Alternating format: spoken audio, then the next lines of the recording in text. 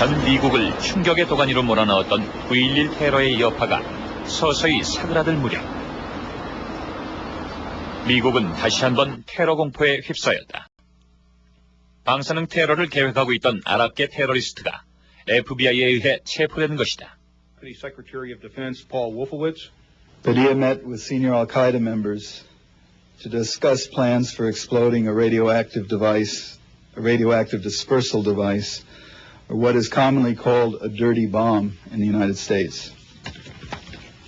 We know from multiple independent and corroborating sources that Abdullah al-Mujahir was closely associated with Al-Qaeda and that as an Al-Qaeda operative he was involved in planning future terrorist attacks on innocent American civilians in the United States.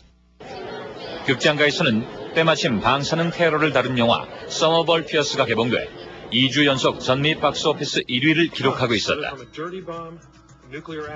미국 시민의 공포는 더욱 고조되었다. 더구나 테러범에 대한 체포 소식이 발표되기 일주일 전 언론을 통해 보도된 인도와 파키스탄 간의 핵분쟁에 관한 소식은 핵폭탄의 재앙에 대한 경각심을 일깨운 바 있었다.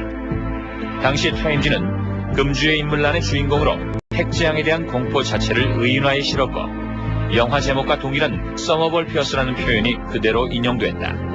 그런데 얼마 가지 않아 테러 교사범 체포 시점에 대한 의혹이 제기됐다.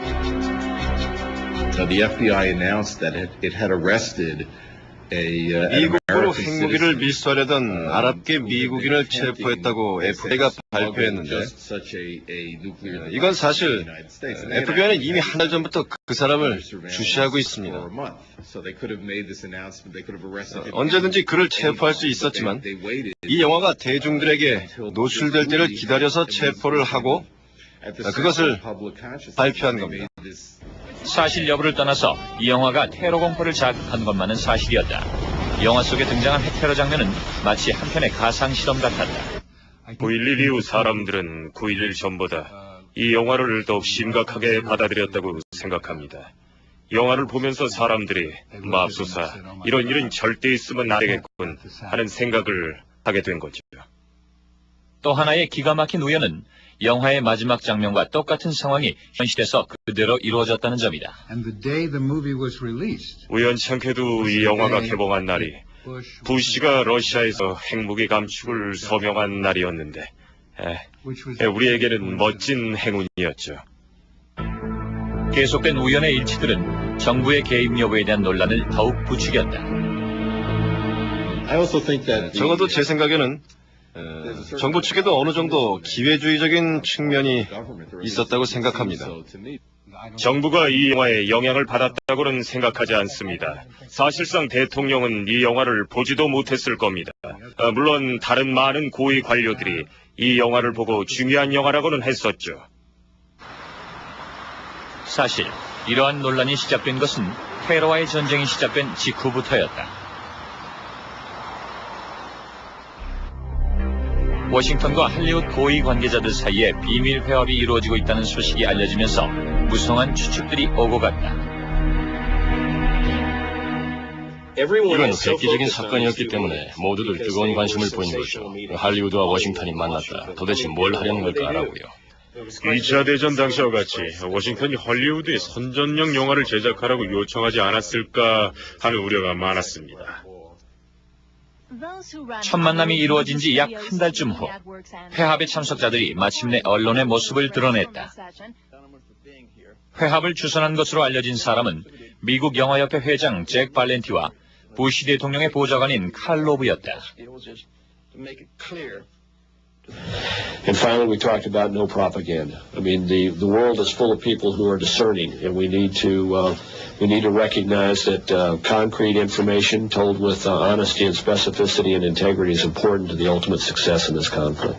And all that which we have taken from this meeting, and I really want to be clear about this, is we have taken the wonderful ideas that Mr. Rove has said, which had nothing to do with content. I want to be very, very clear about that. 회의를 시작할 무렵 백악관 대표와 엔터테인먼트 대표 모두 컨텐츠는 논의의 대상이 아니라는 데 의견을 모았습니다. 그 얘기는 회의에 찬물을 끼얹는 얘기였죠. 저는 컨텐츠에 대해 논의하지 않는다면 도대체 무엇에 대해 얘기하자는 건가 하는 의문이 들었습니다. 영화를 만들고 TV 프로그램을 만드는 일이 바로 컨텐츠를 만드는 일인데 바로 그 컨텐츠에 대해서 논의하지 않는다면 도대체 뭘 논의한단 말이죠. 그들의 만남에 대한 수많은 의혹들은 그러나 끝내 풀리지 않았다. 실상 양측의 만남으로 이루어진 결실은 기대 밖으로 미약했다. 테러와의 전쟁을 위한 할리우드의 협력은 미군 위문협회와 연계한 위문 공연이나 무료 홍보물 제작 등이 고작이었다. 논란의 초점이 됐던 선전 영화는 만들어지지 않았다. 일반인들한테야 극적인 변화는 아니지만 어느 정도의 변화는 있을 수 있다고 봅니다. 왜냐하면 미국 정부에 관한 영화의 개념이 변했기 때문이라고 할 수 있죠. 9.11 무역센터 폭파 사건이 있은 지 몇 개월 후 테러 공포에 빠진 시민들의 정서를 고려해 개봉을 미뤘던 테러 영화 콜레터럴 데미지가 드디어 극장에 걸렸다.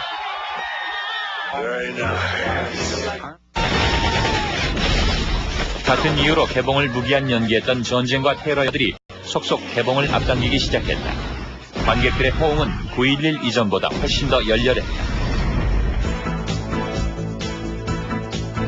전쟁과 테러를 다룬 대부분의 영화들은 개봉되는 족족 개봉 첫 주 흥행 1위를 기록했다.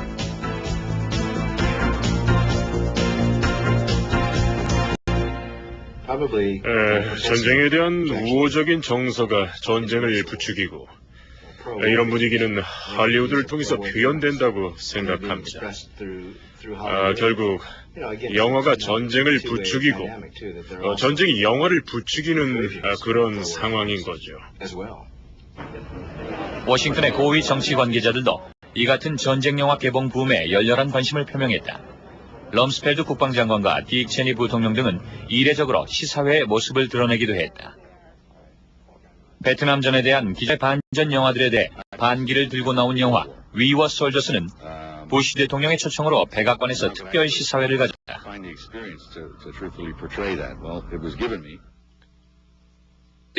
어떤 면에서 보면 이것은 우연입니다. 이 영화들은 대부분 9.11 이전에 만들어져서 9.11 이후에 개봉된 것이기는 하지만 정부가 전쟁을 홍보하기 위해서 이 영화들을 애국심을 고취시키기 위한 구경거리로 택한 게 아닌가 하는 생각이 듭니다. 공교롭게도 당시 미 극장가의 흥행을 주도했던 전쟁 영화 10여 편이 모두 펜타곤의 전폭적인 지원을 받아 제작된 영화들이었다.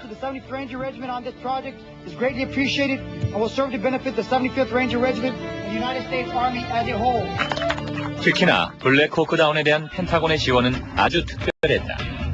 펜타곤은 93년 소말리아 분쟁 당시 실제 사건을 다룬 이 영화의 촬영을 위해 사건 당시 현장에 있었던 실제 전투 헬기와 병력들을 그대로 동원해줬다. 9.11 테러 이후 부쩍 잦아졌던 그들의 만남은 과연 무엇을 의미하는 걸까? 그들의 만남 뒤에 이어진 우연의 일치들은 또 어떻게 받아들여야 하는 것일까? 세상 사람들에게 다가갈 수 있는 가장 효과적인 방법은 바로 할리우드입니다. 사람들이 영화를 좋아하니까요. 만약 펜타곤이 할리우드를 통해서 세상 사람들에게 영향을 줄 수 있다면 대단한 성공이 될 겁니다. 할리우드가 공화당이든 민주당이든 어떤 행정부의 대변인이 될 것이라는 생각은 정말 터무니없는 생각입니다.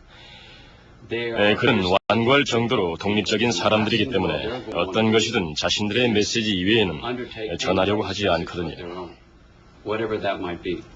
할리우드는 영화를 통해서 돈을 벌고 싶어 합니다.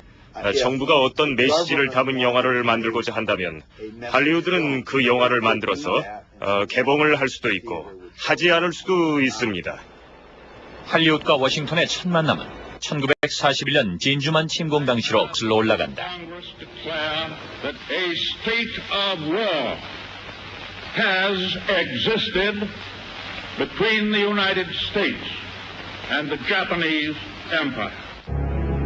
미국의 참전이 공표된 직후 루즈벨트의 전시 행정부는 할리우드의 고위 관계자들을 긴급 소집했다. 펜타곤은 헐리우드에 미국인한테 전쟁을 어떻게 보여줄 것인가 하는 문제를 제기했습니다. 사람들에게 전쟁을 어떻게 말할 건지, 그리고 2차 대전 참전을 미국인들이 어떻게 받아들이게 할 것인지에 대해서 말이죠.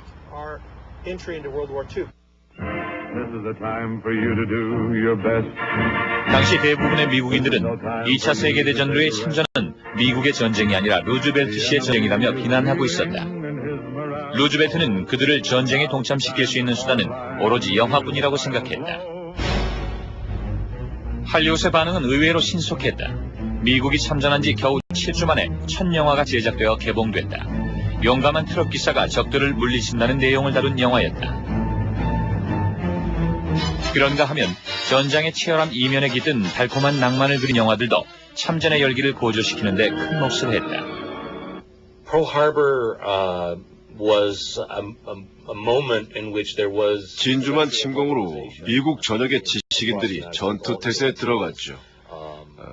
모든 지식인들, 예술가들, 또 독창적인 재능을 가지고 있던 사람들은 나라를 돕기 위해 무엇인가를 하고 싶어 했습니다. 할리우드 역시 거기서 예외는 아니었던 거죠. 할리우드의 스타 배우들과 스튜디오 제작자들 중 상당수는 정식으로 자원 입대를 해 전장으로 나서기도 했다.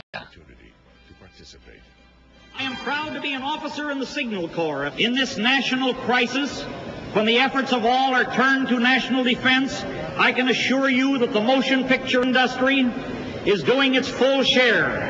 With our industry, it has been and it will always be America first, America last, and America always.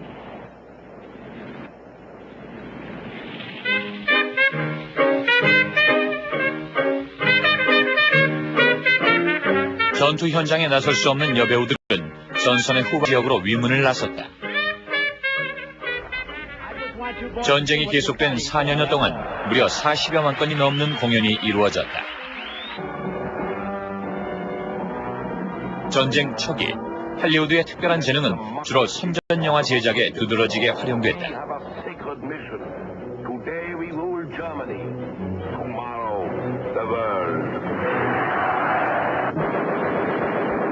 And this is the man who gives it to you. In this way, Hollywood sort of enlisted, but from the 이런 other 방식으로 end, 할리우드는 군에 적극적으로 협력했습니다. 한편 워싱턴은 통신부대가 아닌 할리우드 스튜디오에서 만든 영화들이 전쟁 수행에 더 유용할 거라고 생각했습니다. 루즈벨트 정부는 할리우드의 재능을 효과적으로 동원하기 위해 국무성 산하에 영화국을 창설하고 전쟁 정보국 산하에는 영화 사무소를 설립했다. 그것은 할리우드의 상업 영화의 위력에 대한 특별한 인식 때문이다.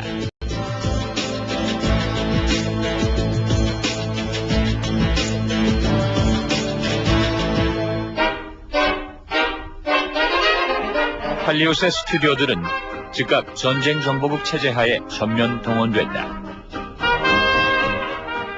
For the first time, actually, Washington and Hollywood were talking. 처음으로 워싱턴과 할리우드는 영화의 힘에 대해서 논의했습니다. 이때 많은 사람들이 헐리우드 영화에 엄청난 메시지가 담겨 있다는 것을 알게 되었죠. 전쟁 정보국의 영화 사무소는 대본을 검토하고 내용을 심의하는 영화의 제작 과정 전반을 관여하고 있었다. 사실상 검열 기관이나 다름이 없었다. So that they were there during the scriptwriting phase. 전쟁 정보국은 대본을 쓸 때부터 영화가 완성될 때까지 기술적인 면에서 정확한지, 그리고 또 적군에게 미국의 기밀을 보일 여지는 없는지 이런 것들을 확인했습니다. 전쟁 정보국은 할리우드 영화들의 해외 배급에 대해서도 철저히 관여했다. 전시에 놓인 미국의 대외적인 입지를 강화시킬 수 있는 영화라야만 전쟁 정보국으로부터 해외 배급을 승인받을 수 있었다. 할리우드는 전쟁 정보국의 요구에 충실했고, 그것은 해외 시장을 무상으로 개척할 수 있는 혜택을 덤으로 누릴 수 있는 기회이기도 했다. 전쟁 정보국의 전폭적인 지원하에 제작된 웨이크 아일랜드. 당시로서 최대의 제작비가 투입된 이 영화는 자유국가 미국을 수호하기 위해 적진에 투입된 미군 병사들의 영웅주의를 그려냈다. But this is not the end. There are other Leathernecks, other fighting Americans, 140 million of them, whose blood and sweat and fury will exact a just and terrible. 전장의 낭만을 그린 과달카날 다이어리는 참전을 두려워했던 수많은 젊은이들을 전장으로 이끌었다. 영화가 상영되는 극장에는 모병 부스까지 설치됐고 효과는 만점이었다. 바탄이라는 영화는 모든 장면의 촬영이 실제 전투 현장에서 이루어졌다. 물론 전쟁 정보국의 전폭적인 협조 덕분이었다. 군부대 내 여러 인종들 간의 이상적인 화합을 그린 이 영화는 인종주의로 비난받던 나치즘에 대항해 싸우는 미군의 도덕적 우월성을 부각시켰다. Matthew Hardy, Private, 12th Medical Battalion. Alex Ramirez, Private. 이 영화는 제작 협조에 대한 대가로 전쟁 정보국의 철저한 대본 검열을 거쳐야만 했다.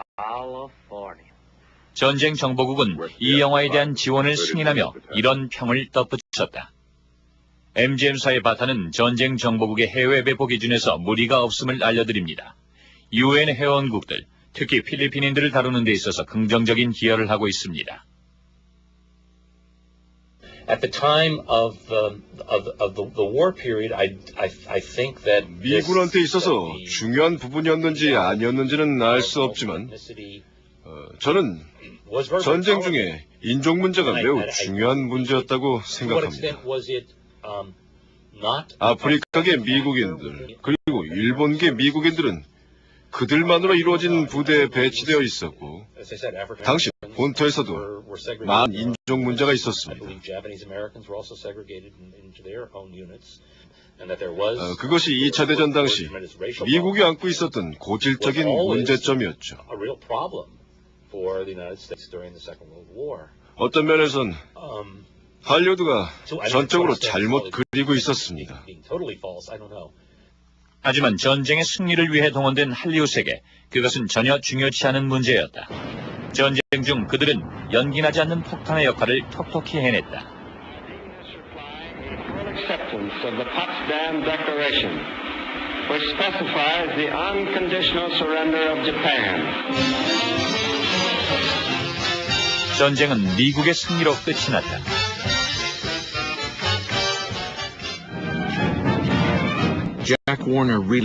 그리고 승리의 공로는 할리우드로 돌아갔다. 정부는 할리우드 스튜디오의 경영자들의 감사의 뜻을 표시하는 훈장을 내렸다. Through his experience and background in the motion picture industry, impelled by the finest patriotic motives, and on his own initiative, pointed out to the arms and services of the United States forces the use that could be made of the motion picture in the effective prosecution of the war. 그것은 승리를 위해 뭉친 전쟁 정보국과 할리우드의 영원한 이별의 의식이기도 했다. 전쟁은 끝이 났지만 할리우드의 음악 위에서는 끊임없는 전쟁이 이어졌다.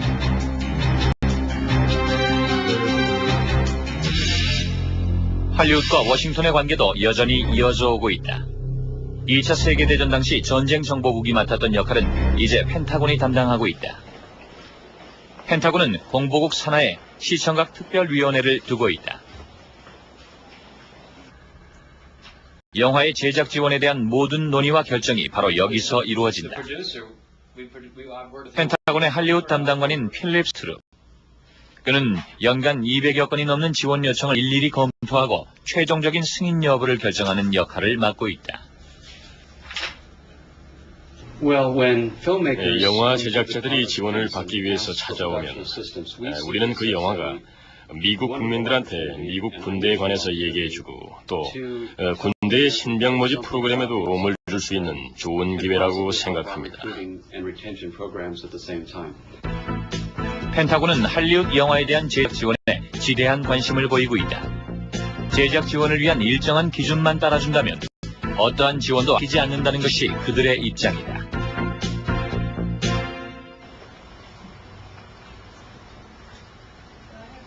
업무의 효율을 위해서 펜타곤은 산하의 육해공군 공보실에 별도의 영화부서를 운영하고 있다. 육군 공보실의 헐리우드 연락관인 캐서린 로스. 그녀의 역할은 주로 지원 요청이 들어온 영화의 대본을 검토하는 일이다. 군의 현실에 입각해 기술적인 측면의 문제점은 없는지, 그리고 특히 영화 속에서 육군의 이미지가 긍정적으로 묘사되었는지를 중점적으로 살핀다. 때로는 제작자들에게 잘못된 부분에 대한 수정을 요구하기도 한다. 우리는 항상 프로젝트를 시나리오 검토에서부터 시작합니다. 내용과 군인에 대한 묘사 방식이 중요하기 때문이죠. 시나리오 검토가 프로젝트의 첫 시작입니다. 하지만 내용에 대해서는 어떤 강요도 하지 않죠. 다만 영화의 내용을 정확하게 할 수 있도록 돕는 것뿐입니다. 펜타곤의 할리우드 연락관들은 대본을 검토하고 수정을 제안하는 일 이외에도 제작 현장 직접 방문해 꼼꼼히 현장을 체크하기도 한다.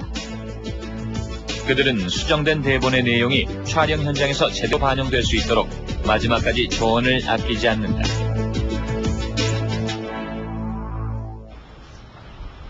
워싱턴 근교의 조지타운 대학. 이 대학 도서관에는 1920, 30년대의 전쟁 영화들과 펜타곤이 설립된 47년부터 지금까지 제작을 지원하거나 지원 여부를 검토한 영화들에 대한 자료들이 보관되어 있다. 도서관의 관계자는 그중 기밀이 해제된 일부만을 일반인들에게 공개하고 있다고 한다. 지원을 요청한 할리우드과 그에 대한 펜타곤의 승인 여부가 결정되기까지의 논의 과정에서 양측에서 오간 문서들이었다.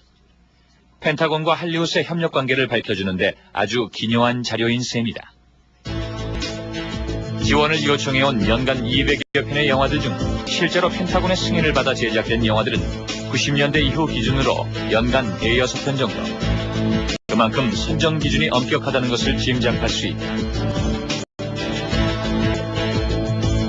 The President's plane, Air Force One, has been hijacked. 펜타곤이 첫 번째로 제시하는 기준은 다름 아닌 군에 대한 긍정적인 묘사다. 테러리스트에 의해 납치된 대통령의 이야기를 담고 있는 영화 에어포스 원. 펜타곤은 영화 속에 등장하는 대통령 전용 헬기 에어포스 원과 공군의 역할을 주목했다.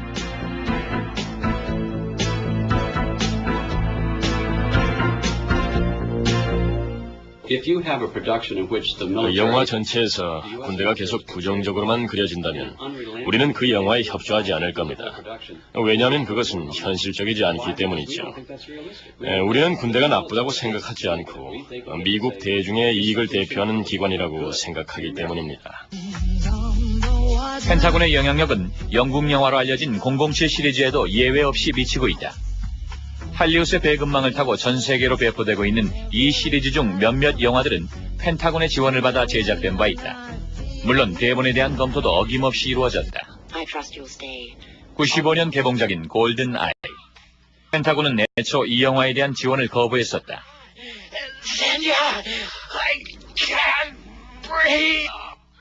어찌 보면 사소해 보이는 이 장면이 문제시된 것이다. 원래 얘기는 미국의 장군이 스파이에게 속아서 신분증을 빼앗기고 결국은 전 세계에 영향을 미치는 것이었습니다. 그런데 이 펜타곤에서는 이 영화에 미국 장군이 멍청이같이 나왔으므로 지원할 수 없다고 말을 했죠. 제작진은 애초 미국인으로 설정되어 있던 펜타곤 관리 국적을 캐나다인으로 변경해야만 했다. 그리고 나서야 비로소 펜타곤의 지원 승인이 떨어졌다.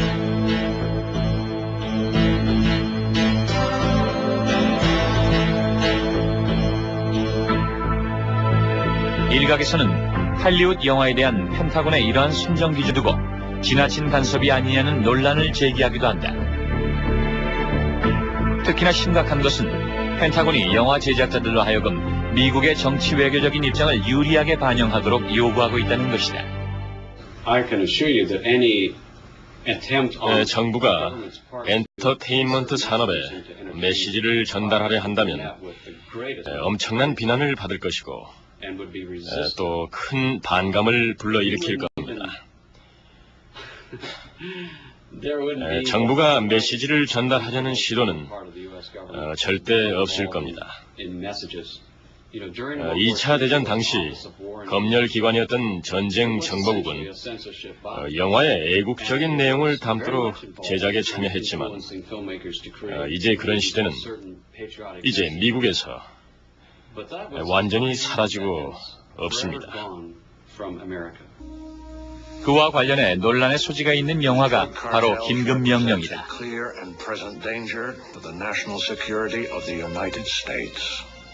남미에서의 미국의 정치 외교적 입장을 고려해 펜타곤의 수정을 거셨다는 것이다. 절대 사실이 아닙니다. 저도 그런 무용담을 들려주고는 싶지만 그런 일은 없었습니다. 맨 처음 펜타곤이 이 영화의 대본을 받아보고 지원을 거부했었다. 중요한 이유는 이 영화가 당시 남미와의 우호적인 관계를 맺고 있었던 미국의 외교적 입장에 도움이 되지 않는다는 것이었다.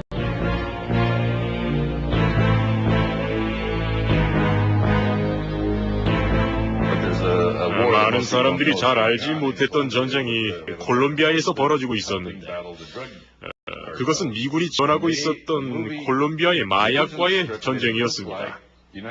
시나리오상에는 미국 측이 일방적으로 마약상들을 상대로 전투를 벌이는 것으로 돼 있었고 이에 대해 콜롬비아 정부는 그냥 묵인하는 것으로 묘사돼 있었습니다. 대본은 펜타곤의 요구대로 수정됐다. 6개월여에 걸쳐 시비가 오갔던 이 영화는 비로소 승인을 받았다. 펜타곤은 영화 제작을 통제하려고 합니다. 저는 그런 개입은 전쟁을 담당하는 국가기관에서 할 일이 아니라고 생각합니다. 중요한 것은 영화 제작자들이 우리를 찾는다는 것이지 우리가 영화 제작자들을 고용하는 것이 아니라는 겁니다. 시나리오는 제작자들의 것이지 우리가 제작자들에게 맡기는 것이 아니거든요. 우리가 이런 기회를 대중들과 직접 대화하는 창구로 이용하느냐? 물론이죠. 그리고 할리우드 역시 그걸 그들 자신의 목적을 위해서 활용하느냐? 물론이죠. 그들은 우리한테서 뭔가 원하는 것을 얻기 위해서 찾아오는 거고 우리 또한 그들에게 얻을 수 있는 것이 무엇인지 잘 알고 있습니다. 9.11 이후 전쟁 영화 흥행 대열에 올랐던 윈드토커. 실화에 기초한 이 영화는 2차 대전 당시 전쟁에 협력했던 인디언 암호 해독병에 관한 내용을 담고 있다. 그런데 일부분이 펜타곤의 요구에 의해 왜곡됐다는 지적을 받고 있다. 해병에게 암호 해독병들이 적의 포로가 되지 않도록 사살하라고 명령했다는 건 영화 속의 극적인 장치일 뿐입니다. 우리가 알아본 바에 의하면 그런 증거는 전혀 없습니다. 문제시된 대목은 적에게 생포될 경우 암호 해독병을 사살하라는 명령이 나오는 장면이었다. 펜타곤은 사실이 아니라며 명령의 어조를 모호하게 바꿀 것을 요구했다. 실제로 암호 해독병들로 전쟁에 참가했던 나바오족 생존자들은 50여 년 동안 줄곧 이 사실을 증언해왔다. 그러나 미 정부는 사실관계를 입증할 자료가 없다는 이유로 이를 묵살해왔다. 그런데 최근 부시 행정부가 이들에게 전쟁 공로를 취하하는 의미의 메달을 수여했다. 당시 암호 해독병들에게 메달을 수여하려는 의회의 결정은 그들을 사살하라는 명령을 내렸던 것만큼이나 전쟁의 암호 해독병의 역할이 중요했다는 걸 말합니다. 이런 내용이 의회에서 법안으로 통과됐음에도 불구하고 여전히 해병대는 영화에서 이 내용을 삭제하기를 바랬습니다. 그러나 펜타곤은 암호 해독병들을 사살하라는 명령을 수정하라며 집요하게 요구를 했다. 그들은 아주 친절하게도 초고의 대사를 대체할 만한 방안을 직접 제안하기까지 했다. 펜타곤의 지원을 간절히 원했던 제작진들은 그 요구를 충실히 따랐다. Under no circumstances can you allow your code-talker to fall into enemy hands. Your mission is to protect the code at all costs. You understand me? 영화 속에서 암호 해독병들에 대한 살해 명령은 사라져버렸다. Good. Congratulations. You just made sergeant. 아무 해독병을 사살하라는 명령이 실제로 있었는지 없었는지는 펜타곤조차도 알 수 없었을 거라고 생각합니다. 역사는 이 얘기에 대해서 진실이라고 말하지만 펜타곤은 사실이 아니라고 하고 있습니다. 무엇이 진실이고 무엇이 거짓인지를 군이 결정할 때 문제가 생기는 겁니다. 군대가 역사적 사실에 개입할 때 그 역사는 선전용으로 쓰이게 되는 거죠. 이렇게 뜨거운 논란에도 불구하고 할리우드이 펜타곤의 지원에 집착하는 까닭은 과연 무엇일까? 서부국의 영웅이자 전쟁 영화의 상징으로 통하는 존 웨인. 그는 역대 할리우드 인사 중 그 누구보다도 워싱턴과 친밀한 관계를 맺었던 인물 중 하나였다. 1965년 존슨 행정부가 미군의 베트남전 참전을 결정하자 미국 전역에서는 뜨거운 반전 열기가 일었다. 여론에 민감한 할리우드 역시 펜타곤과의 관계를 저버리고 반전 대열에 뛰어들고 있었다.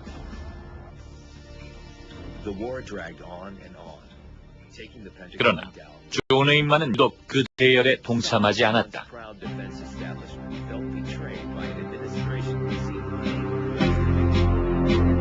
당시 존 웨인은 전 미국인들로부터 비난을 받고 있던 존슨 대통령에게 아주 특별한 제안을 건넸다. 베트남 파병의 정당성을 알릴 수 있는 영화를 제작해 볼 테니 펜타곤의 협조를 부탁한다는 내용이었다. 미군이 참전한 지 불과 몇 달 만의 일이었다.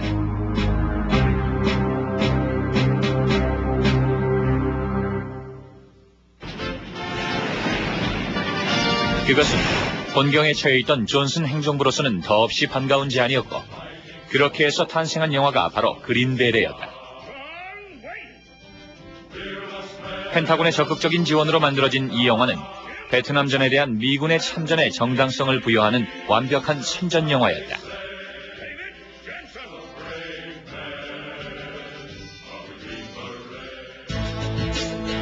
대본의 초고는 첫 장부터 마지막 장까지 펜타곤이 원하는 대로 수정됐다. 존 웨인은 거기에 기꺼이 응했다.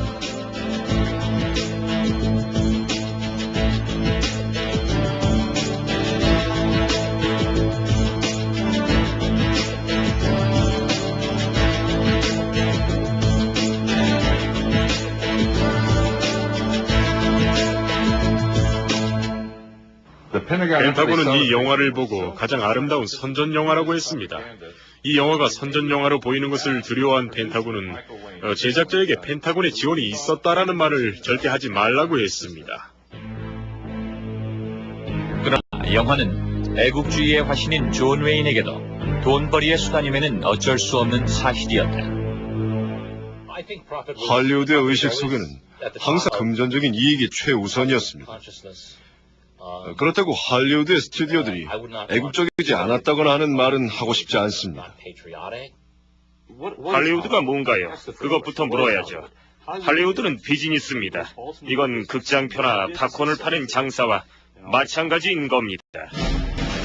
할리우드이 펜타곤의 지원에 매력을 느끼는 첫 번째 이유는 실제 전쟁에서 사용되는 무기, 군 장비나 시설, 그리고 실제 군인들을 촬영 현장에 대거 동원할 수 있다는 사실이다.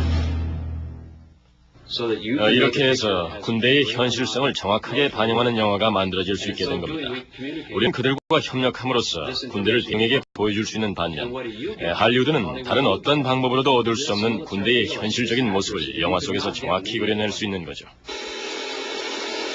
좀 더 본질적인 이유는 이 모든 군장비들이 모두 무료로 제공된다는 사실이다. 물론 할리우드는 일정한 대가를 지불한다. 하지만 그래 봐야 촬영에 동원되는 인력에 대한 인건비와 군 장비에 대한 연료비가 고작으로 펜타곤의 지원이 일단 승인되면 다른 어떤 방법과도 비교할 수 없을 만큼 엄청난 제작비 절감 효과가 생기는 것이다.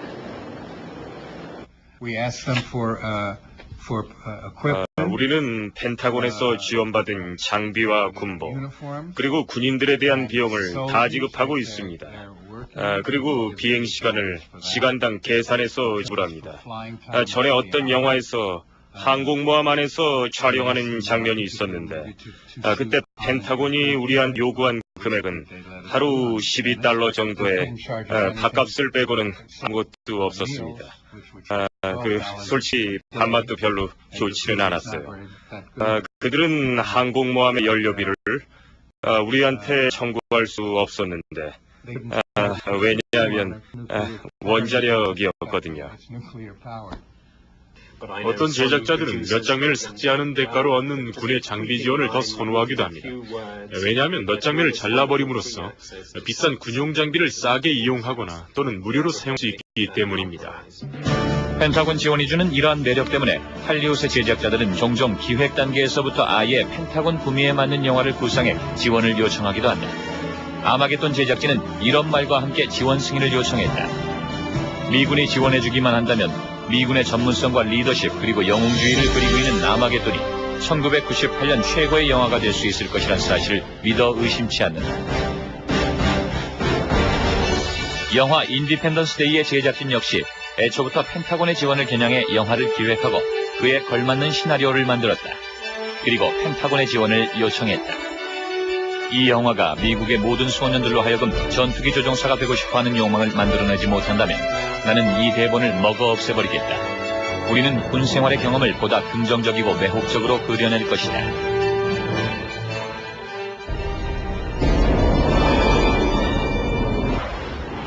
이 영화는 그러나 끝내 지원이 거부됐다. 외계의 위협으로부터 세계를 구해낸 주체가 군이 아니라 시민들이었다는 이유 때문이었다.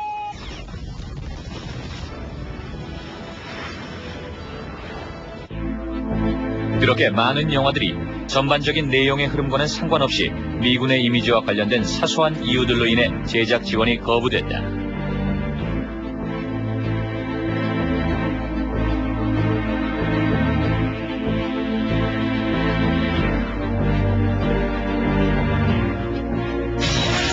할리우드과 펜타곤의 오랜 협력의 역사에 있어서 최상의 모델을 제시하고 있는 영화는 바로 86년작 탑건이었다.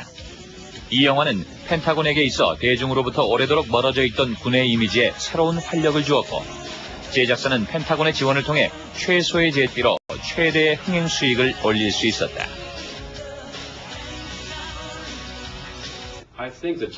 영화 탑건은 미군에게 있어서 매우 중요한 영화이다.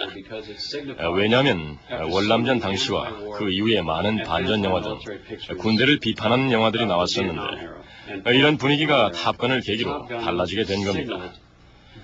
탑건을 계기로 미군에 대한 긍정적인 영화를 만들어도 상업적으로 성공할 수 있다고 생각하게 된 거죠. 그런 점에서 탑건이 하나의 도화선이 되었다고 볼 수 있습니다. 아주 큰 전환점이 된 거지요. 영화 탑건 이후 미군은 명예를 회복했고 베를린 장벽이 무너졌으며 걸프전에서 승리했습니다. 그래서 1990년대에는 군대의 지원을 받은 영화들이 더 많이 출시될 수 있었습니다. 어느 쪽 제안으로 시작된 것인지는 알 수 없지만 펜타곤과 영화의 제작진은 애초부터 미 해군의 영웅적인 이미지를 담기로 합의가 돼 있었다. 대본이 만들어지기도 전에 펜타곤을 먼저 방문했었고 우리는 그 당시 이 영화가 무엇에 관한 영화인지조차도 몰랐습니다. 단지 탑건 스쿨에 관한 영화를 만들어야 된다는 것만 알고 있었습니다. 우리는 펜타곤에 이 영화가 용감한 젊은이들, 미국의 영웅들에 관한 이야기라고 설명했죠. 그 당시에는 그들에게 매우 암울한 시기였기 때문에 미군의 긍정적인 이미지를 대중에 전달하는 이 영화에 펜타곤은 매우 적극적이었습니다. 군에 대한 긍정적인 이미지를 염두에 두고 합의하에 쓰여진 대본 초안은 별다른 수정도 이루어지지 않았다. 당시 전 미국을 충격의 도가니로 몰아넣었던 9.11 테러의 여파가 서서히 사그라들 무렵 미국은 다시 한번 테러 공포에 휩싸였다. 방사능 테러를 계획하고 있던 아랍계 테러리스트가 FBI에 의해 체포된 것이다. Secretary of Defense Paul Wolfowitz. Padilla met with senior al-Qaeda members to discuss plans for exploding a radioactive device, a radioactive dispersal device, or what is commonly called a dirty bomb in the United States. We know from multiple independent and corroborating sources that Abdullah al-Mujahir was closely associated with al-Qaeda and that as an al-Qaeda operative he was involved in planning future terrorist attacks on innocent American civilians in the United States. 극장가에서는 때마침 방사능 테러를 다룬 영화 서머볼 피어스가 개봉돼 2주 연속 전미 박스오피스 1위를 기록하고 있었다. 미국 시민의 공포는 더욱 고조되었다. 더구나 테러범에 대한 체포 소식이 발표되기 일주일 전 언론을 통해 보도된 인도와 파키스탄 간의 핵분쟁에 관한 소식은 핵폭탄의 재앙에 대한 경각심을 일깨운 바 있었다. 당시 타임지는 금주의 인물란의 주인공으로 핵재앙에 대한 공포 자체를 의인화에 실었고 영화 제목과 동일한 서머볼 피어스라는 표현이 그대로 인용됐다. 그런데 얼마 가지 않아 테러 교사범 체포 시점에 대한 의혹이 제기됐다. The FBI announced that it had arrested 미국으로 핵무기를 밀수하려던 아랍계 미국인을 체포했다고 FBI가 발표했는데 이건 사실 FBI는 이미 한 달 전부터 그 사람을 주시하고 있습니다. 언제든지 그를 체포할 수 있었지만 이 영화가 대중들에게 노출될 때를 기다려서 체포를 하고 그것을 발표한 겁니다. 사실 여부를 떠나서 이 영화가 테러 공포를 자극한 것만은 사실이었다. 영화 속에 등장한 핵테러 장면은 마치 한편의 가상실험 같았다. 9.11 이후 사람들은 9.11 전보다 이 영화를 더욱 심각하게 받아들였다고 생각합니다. 영화를 보면서 사람들이 맙소사 이런 일은 절대 있으면 안 되겠군 하는 생각을 하게 된 거죠. 또 하나의 기가 막힌 우연은 영화의 마지막 장면과 똑같은 상황이 현실에서 그대로 이루어졌다는 점이다. 우연찮게도 이 영화가 개봉한 날이 부시가 러시아에서 핵무기 감축을 서명한 날이었는데 우리에게는 멋진 행운이었죠. 계속된 우연의 일치들은 정부의 개입 여부에 대한 논란을 더욱 부추겼다. 적어도 제 생각에는 정부 측에도 어느 정도 기회주의적인 측면이 있었다고 생각합니다. 정부가 이 영화에 영향을 받았다고는 생각하지 않습니다. 사실상 대통령은 이 영화를 보지도 못했을 겁니다. 물론 다른 많은 고위 관료들이 이 영화를 보고 중요한 영화라고는 했었죠. 사실 이러한 논란이 시작된 것은 테러와의 전쟁이 시작된 직후부터였다. 워싱턴과 할리우드 고위 관계자들 사이에 비밀 회합이 이루어지고 있다는 소식이 알려지면서 무성한 추측들이 오고 갔다. 이건 획기적인 사건이었기 때문에 모두들 뜨거운 관심을 보인 거죠. 할리우드와 워싱턴이 만났다. 도대체 뭘 하려는 걸까라고요. 2차 대전 당시와 같이 워싱턴이 헐리우드에 선전용 영화를 제작하라고 요청하지 않았을까 하는 우려가 많았습니다. 첫 만남이 이루어진 지 약 한 달쯤 후 회합의 참석자들이 마침내 언론의 모습을 드러냈다. 회합을 주선한 것으로 알려진 사람은 미국 영화협회 회장 잭 발렌티와 부시 대통령의 보좌관인 칼 로브였다. And finally, we talked about no propaganda. I mean, the world is full of people who are discerning, and we need to recognize that concrete information told with honesty and specificity and integrity is important to the ultimate success in this conflict. And all that which we have taken from this meeting, and I really want to be clear about this, is we have taken the wonderful ideas that Mr. Rove has said, which had nothing to do with content. I want to be very, very clear about that. 회의를 시작할 무렵 백악관 대표와 엔터테인먼트 대표 모두 컨텐츠는 논의의 대상이 아니라는 데 의견을 모았습니다. 그 얘기는 회의에 찬물을 끼얹는 얘기였죠. 저는 컨텐츠에 대해 논의하지 않는다면 도대체 무엇에 대해 얘기하자는 건가 하는 의문이 들었습니다. 영화를 만들고 TV 프로그램을 만드는 일이 바로 컨텐츠를 만드는 일인데 바로 그 컨텐츠에 대해서 논의하지 않는다면 도대체 뭘 논의한단 말이죠. 그들의 만남에 대한 수많은 의혹들은 그러나 끝내 풀리지 않았다. 실상 양측의 만남으로 이루어진 결실은 기대 밖으로 미약했다. 테러와의 전쟁을 위한 할리우드의 협력은 미군 위문협회와 연계한 위문 공연이나 무료 홍보물 제작 등이 고작이었다. 논란의 초점이 됐던 선전 영화는 만들어지지 않았다. 일반인들한테야 극적인 변화는 아니지만 어느 정도의 변화는 있을 수 있다고 봅니다. 왜냐하면 미국 정부에 관한 영화의 개념이 변했기 때문이라고 할 수 있죠. 9.11 무역센터 폭파 사건이 있은 지 몇 개월 후 테러 공포에 빠진 시민들의 정서를 고려해 개봉을 미뤘던 테러 영화 콜레터럴 데미지가 드디어 극장에 걸렸다.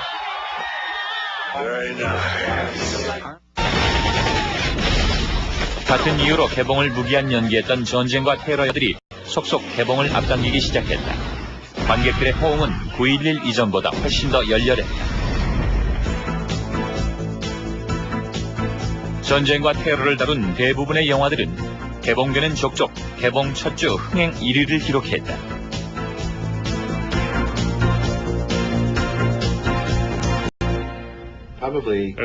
전쟁에 대한 우호적인 정서가 전쟁을 부추기고 이런 분위기는 할리우드를 통해서 표현된다고 생각합니다. 결국 영화가 전쟁을 부추기고 전쟁이 영화를 부추기는 그런 상황인 거죠. 워싱턴의 고위 정치 관계자들도 이 같은 전쟁 영화 개봉 붐에 열렬한 관심을 표명했다. 럼스펠드 국방장관과 딕 체니 부통령 등은 이례적으로 시사회의 모습을 드러내기도 했다. 베트남전에 대한 기존 반전 영화들에 대해 반기를 들고 나온 영화 위워 솔저스는 부시 대통령의 초청으로 백악관에서 특별 시사회를 가졌다.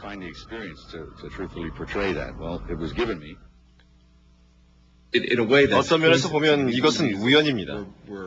이 영화들은 대부분 9.11 이전에 만들어져서 9.11 이후에 개봉된 것이기는 하지만 정부가 전쟁을 홍보하기 위해서 이 영화들을 애국심을 고취시키기 위한 구경거리로 택한 게 아닌가 하는 생각이 듭니다. 공교롭게도 당시 미 극장가의 흥행을 주도했던 전쟁 영화 10여 편이 모두 펜타곤의 전폭적인 지원을 받아 제작된 영화들이었다.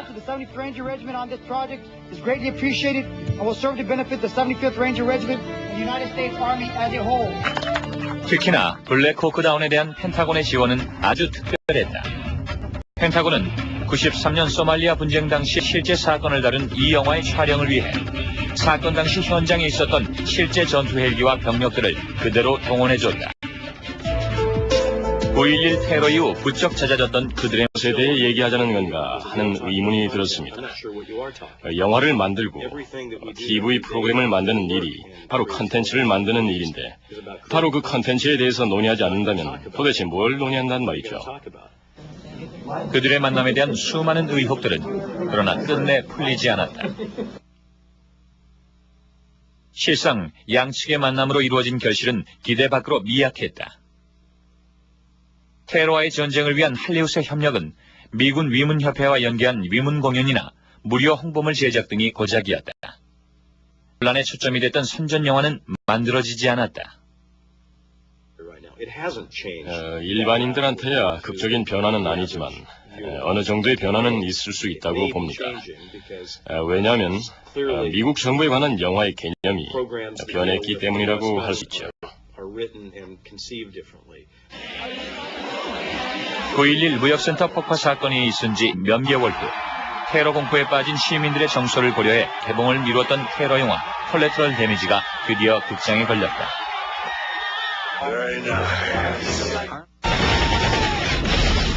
같은 이유로 개봉을 무기한 연기했던 전쟁과 테러들이 속속 개봉을 앞당기기 시작했다. 관객들의 호응은 9.11 이전보다 훨씬 더 열렬했다. 전쟁과 테러를 다룬 대부분의 영화들은 개봉되는 족족 개봉 첫 주 흥행 1위를 기록했다.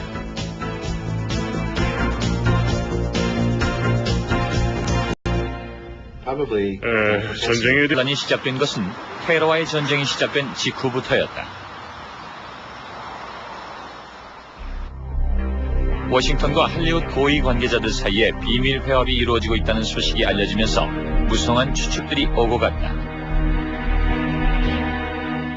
이건 획기적인 사건이었기 때문에 모두들 뜨거운 관심을 보인 거죠. 할리우드와 워싱턴이 만났다. 도대체 뭘 하려는 걸까라고요. 2차 대전 당시와 같이 워싱턴이 헐리우드에 선전용 영화를 제작하라고 요청하지 않았을까 하는 우려가 많았습니다. 첫 만남이 이루어진 지 약 한 달쯤 후 회합의 참석자들이 마침내 언론의 모습을 드러냈다. 회합을 주선한 것으로 알려진 사람은 미국 영화협회 회장 잭 발렌티와 부시 대통령의 보좌관인 칼 로브였다. And finally, we talked about no propaganda. I mean, the world is full of people who are discerning, and we need to recognize that concrete information told with honesty and specificity and integrity is important to the ultimate success in this conflict.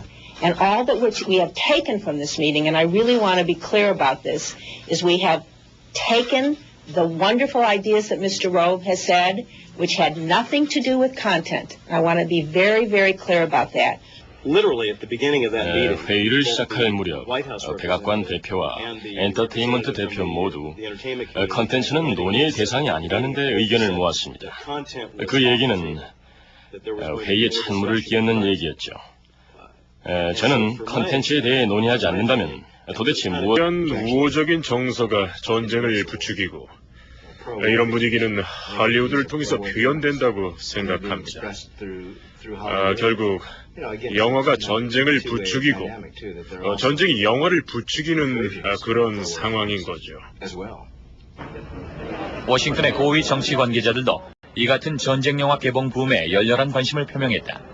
럼스펠드 국방장관과 딕 체니 부통령 등은 이례적으로 시사회의 모습을 드러내기도 했다. 베트남전에 대한 기자 반전 영화들에 대해 반기를 들고 나온 영화 위워 솔저스는 부시 대통령의 초청으로 백악관에서 특별 시사회를 가졌다.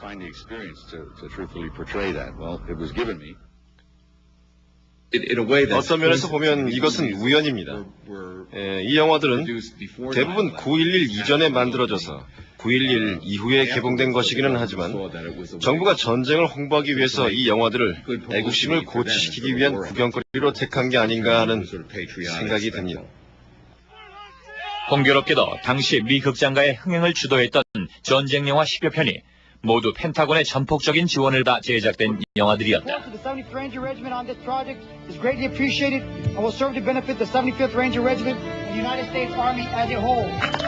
특히나 블랙 호크 다운에 대한 펜타곤의 지원은 아주 특별했다. 펜타곤은 93년 소말리아 분쟁 당시 실제 사건을 다룬 이 영화의 촬영을 위해 사건 당시 현장에 있었던 실제 전투 헬기와 병력들을 그대로 동원해줬다.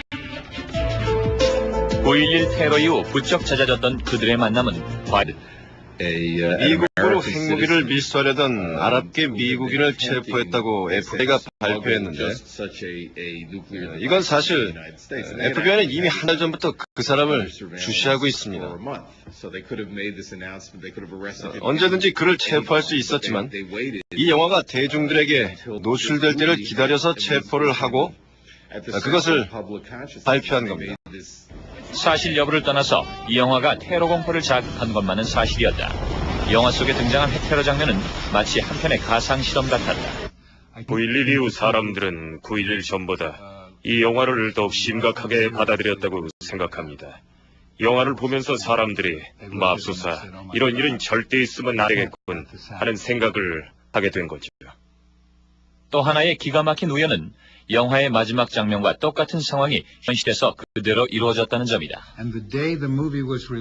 우연찮게도 이 영화가 개봉한 날이 부시가 러시아에서 핵무기 감축을 서명한 날이었는데 우리에게는 멋진 행운이었죠. 계속된 우연의 일치들은 정부의 개입 여부에 대한 논란을 더욱 부추겼다. 적어도 제 생각에는 정부 측에도 어느 정도 기회주의적인 측면이 있었다고 생각합니다. 정부가 이 영화에 영향을 받았다고는 생각하지 않습니다. 사실상 대통령은 이 영화를 보지도 못했을 겁니다. 물론 다른 많은 고위 관료들이 이 영화를 보고 중요한 영화라고는 했었죠. 사실 이러한 논란 전 미국을 충격의 도가니로 몰아넣었던 9.11 테러의 여파가 서서히 사그라들 무렵 미국은 다시 한번 테러 공포에 휩싸였다. 방사능 테러를 계획하고 있던 아랍계 테러리스트가 FBI에 의해 체포된 것이다. Secretary of Defense Paul Wolfowitz. Padilla met with senior al-Qaeda members to discuss plans for exploding a radioactive device, a radioactive dispersal device, or what is commonly called a dirty bomb in the United States. We know from multiple independent and corroborating sources that Abdullah al-Mujahir was closely associated with al-Qaeda and that as an al-Qaeda operative he was involved in planning future terrorist attacks on innocent American civilians in the United States. 극장가에서는 때마침 방사능 테러를 다룬 영화 서머벌 피어스가 개봉돼 2주 연속 전미 박스오피스 1위를 기록하고 있었다. 미국 시민의 공포는 더욱 고조되었다. 더구나 테러범에 대한 체포 소식이 발표되기 일주일 전 언론을 통해 보도된 인도와 파키스탄 간의 핵분쟁에 관한 소식은 핵폭탄의 재앙에 대한 경각심을 일깨운 바 있었다. 당시 타임지는 금주의 인물란의 주인공으로 핵재앙에 대한 공포 자체를 의인화에 실었고 영화 제목과 동일한 서머벌 피어스라는 표현이 그대로 인용됐다. 그런데 얼마 가지 않아 테러 교사범 체포 시점에 대한 의혹이 제기됐다. The FBI announced that it had arrested